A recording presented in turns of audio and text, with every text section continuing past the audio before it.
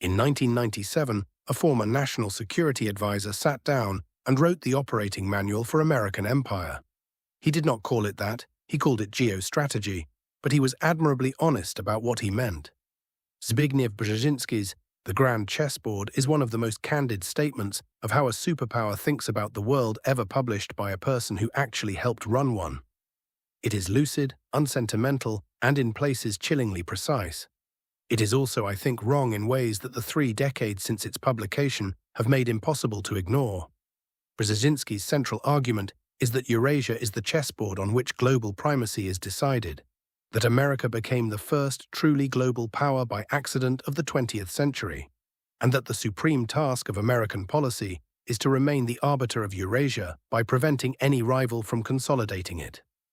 Around that spine, he builds 4 further claims worth examining: that America's hegemony is a benign and welcomed kind of empire, that the management of a zone he calls the Eurasian Balkans is the key to the whole board, that the active geostrategy of expanding Western institutions eastward is both necessary and stabilizing, and finally, in a remarkable closing turn, that American democracy itself may be the thing that makes this entire project impossible to sustain. Each of these deserves to be taken at full strength before it is weighed. Begin with the foundation, because everything rests on it. Brzezinski inherits from Halford Mackinder the conviction that Eurasia is the geopolitical center of the world, that its resources, population, and economic weight make control or denial of it the master variable in global power. America, he argues, is the first power in history to dominate Eurasian affairs from outside Eurasia, and the entire purpose of its statecraft must be to keep that arrangement intact by ensuring no single Eurasian power or hostile coalition comes to dominate the landmass. The book is, at bottom, a sustained argument against the emergence of a peer competitor on the great continent. I want to be fair about what is genuine here. The geographic insight is real. Power does have a spatial dimension. Distance, terrain, and the distribution of resources do shape what states can and cannot do. Brzezinski is right that the United States, for 2 centuries, has had a coherent interest in preventing any single power from organizing the resources of Eurasia against it. This is the thread that runs through both world wars and the Cold War, and it is not paranoia to notice it. A serious realist cannot wave this away. But here is where the framework begins to strain. Brzezinski treats Eurasia as a chessboard, a flat surface across which a single player moves pieces toward a calculable objective. The metaphor is the argument, and the metaphor is the problem. A chessboard has one mind directing each side. The pieces have no purposes of their own. They do not pray, remember, resent, or believe. What the actual decades since 1997 have shown is that the squares on this board are filled with peoples who possess their own histories, their own accounts of who they are, and their own refusal to be moved. Brzezinski's framework can see Ukraine as a pivot, China as a player, Central Asia as a prize. But it cannot see them as civilizations with interior lives that do not bend to the logic of the planner in Washington. The deepest assumption of the book is that the board can be managed from a single center, that a sufficiently intelligent strategist, with sufficient information, can arrange the continent towards stability. This is the same conceit that the great economists of distributed knowledge spent the 20th century dismantling, the belief that the relevant knowledge for ordering a vast and living system can be gathered into one place and acted upon. It cannot. The knowledge of what Ukrainians will fight for, of what Russians will not tolerate, of what China intends to become. That knowledge lives in those peoples, not in a strategist's model, and every attempt to substitute the model for the reality has produced consequences the model did not predict. What this establishes is that the founding metaphor is not a neutral analytical convenience. It quietly imports a picture of the world in which living nations are inert material, and one actor holds the only intelligence that matters. Everything Brzezinski recommends inherits that flaw. This brings us to his second claim, which is in some ways the most morally interesting in the book, and the most candid.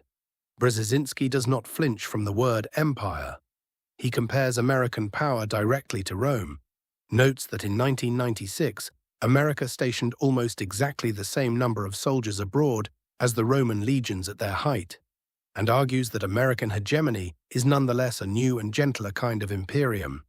It is welcomed rather than imposed, he says, because it rests on cultural appeal, economic dynamism, and the fact that, in his memorable phrase, anyone can become an American, while only a Chinese can be Chinese.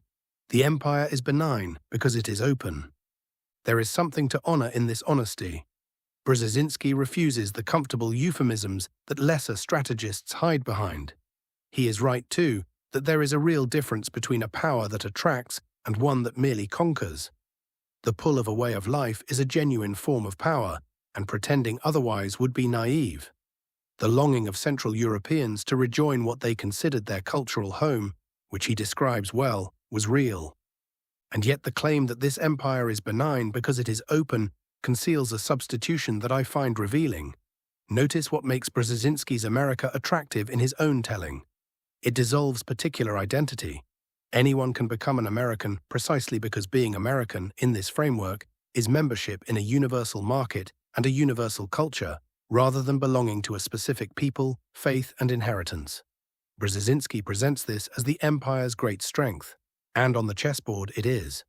But it is purchased at a cost the book never reckons with. The same universalizing solvent that makes the hegemony frictionless abroad is the solvent that hollows out communities at home. An order that can absorb anyone is an order that asks no one to belong to anything in particular. The book actually sees this. In its closing pages, almost despite itself, it laments the hedonism, the religious decline, the consumerism eating away at the West's capacity for sustained purpose. Brzezinski names the disease without recognizing that his own model of benign empire is one of its carriers. A power whose central offer to the world is that nothing in particular is required of you cannot then summon people to sacrifice for something in particular. The openness is not separable from the emptiness.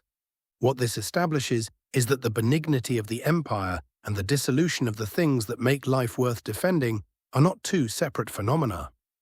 They are the same phenomenon described from two angles, and the book has the honesty to record the symptoms even as it prescribes the cause.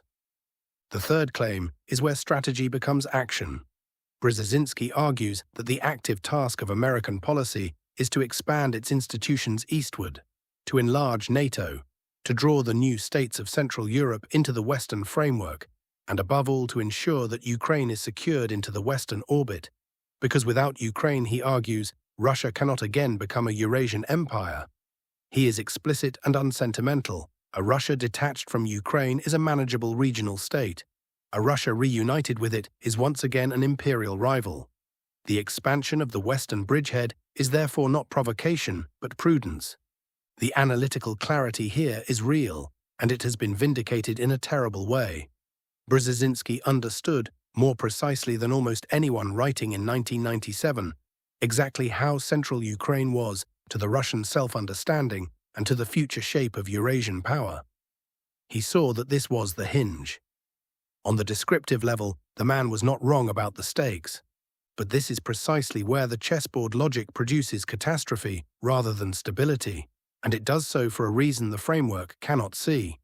Brzezinski treats the eastward expansion of Western institutions as a move that a rational planner makes to secure the board, while treating Russia's reaction as a variable to be managed, rather than as the response of a civilization with its own deep account of its security, its history, and its sphere.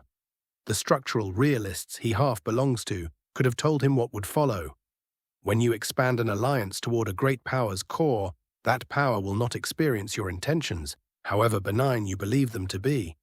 It will experience the movement itself, and it will respond to the movement. The decades since have run this experiment in full. The push to secure Ukraine into the Western framework did not produce a stable, arbitrated equilibrium. It produced exactly the confrontation that a structural reading would have predicted, because the other squares on the board are not pieces. They are players with their own boards, on which Washington is itself merely a piece. The planner's fundamental error is to imagine he stands above the board, when in fact he stands on it. What this establishes is the recurring pattern of the whole book.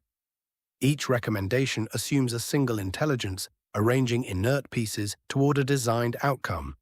And each time, the pieces turn out to be peoples who act on their own knowledge and their own loyalties. producing results the design did not intend and could not contain. The map is not the territory, and the territory has a will. Which brings us finally to the most extraordinary passages in the book. The ones where Brzezinski turns the analysis on his own country and almost inadvertently refutes himself.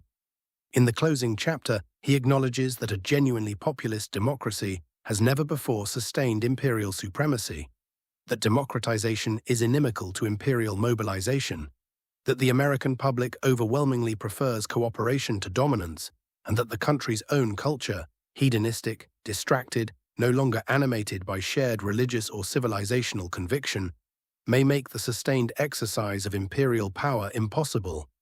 He states this plainly, and then, remarkably, treats it as a problem of public management to be overcome, rather than as evidence that the entire project may be misconceived.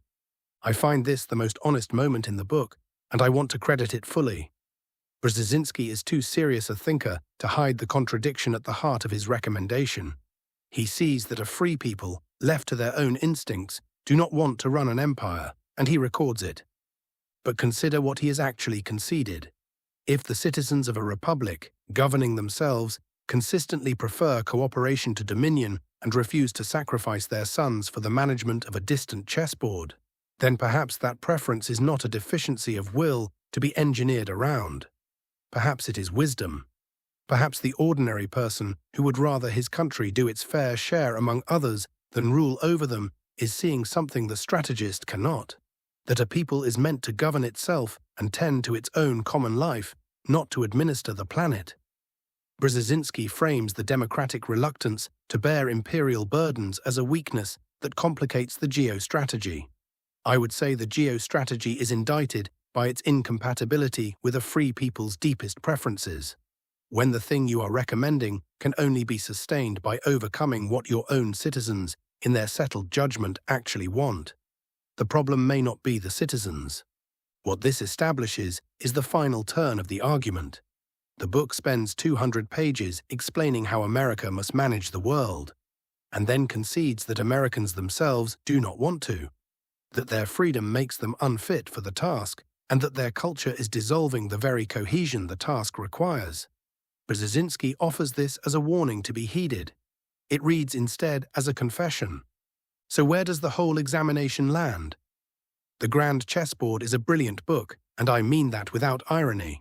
It is more honest than almost anything written by people who share its assumptions and its descriptive insights about Ukraine, about Eurasian geography, about the structural logic of primacy, were often sharper than its critics. But its brilliance is the brilliance of a perfectly constructed model resting on a false picture of what the world is made of. Brzezinski looked at the earth and saw a chessboard, a single surface, a single player who matters, pieces without purposes, a game with a calculable end. What the world actually is a communion of peoples, each with a history that is theirs, a faith or its absence that orders their loves, a refusal to be merely material in someone else's strategy. The peoples of the board do not dissolve under the pressure of the planner's design. They resurface with their particular identities intact and often inflamed, precisely because the design treated them as soluble. And the deepest evidence against the book is the book itself. In its final pages, it confesses that the strategy requires a kind of human being. The Free West is no longer producing and no longer wants to produce.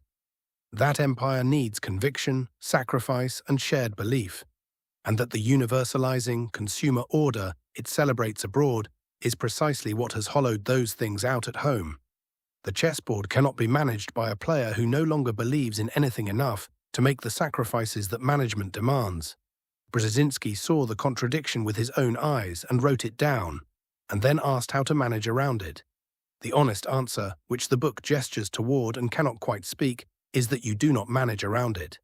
You recognize that a people is not made to rule the world, but to tend faithfully the portion of it that is theirs, and that the longing of ordinary citizens to do their fair share among the nations, rather than to stand above them, was never the weakness in the plan. It was the wisdom the plan could not afford to hear.